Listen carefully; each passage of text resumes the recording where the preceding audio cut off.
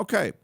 The other thing, we're talking about electric cars, which is kind of huge. And we were talking with Ron, and Ron had a question about his transmission fluid, but after that, he had some ideas having to do with electric cars. Ron, what was that?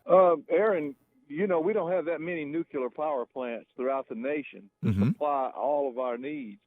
And the majority of the electricity we produce is coal fired. Mm-hmm. So I don't know why they think there's such a benefit in swapping over to electric vehicles when you're still going to be using carbon energy Mm-hmm. to produce the electricity. That don't make any sense. Mm-hmm. Now, on a limited basis, I think they're great. Electric vehicles are great in cities, and that's where the majority of the populations are anyway. Mm-hmm. It's just when you go on these long distance vacations or whatever, rent a car, instead of buying, a vehicle that'll you use in the city as well as for vacations and long range driving. Mm-hmm.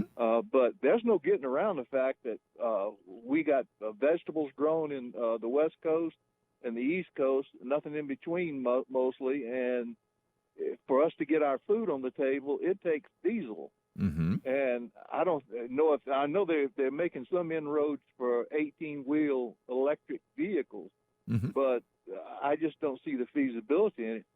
But you imagine how long you'd have to sit and recharge a tractor trailer?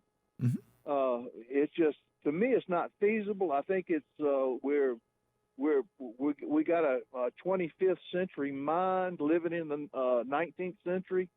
Even though at the 21st century, right now, we're thinking more about fantasia rather than reality. Mm-hmm.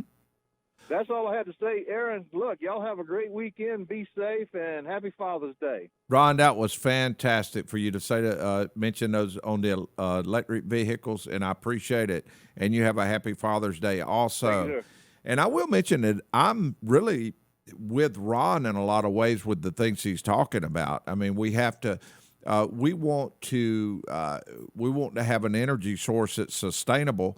And what my concern is if we had a huge number of electric vehicles, would we be able to keep those vehicles charged?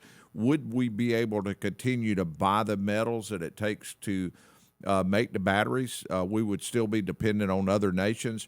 I love electric vehicles, but I'm sort of a fan of having a lot of options. And to me, one nice option is hybrid vehicles. I mean, you can go the long range. And if your battery runs low, the gas engine can recharge it. They get very good fuel mileage. And we had one here for many, many years until a concrete truck run into it. But it was, hybrid vehicles can be very nice.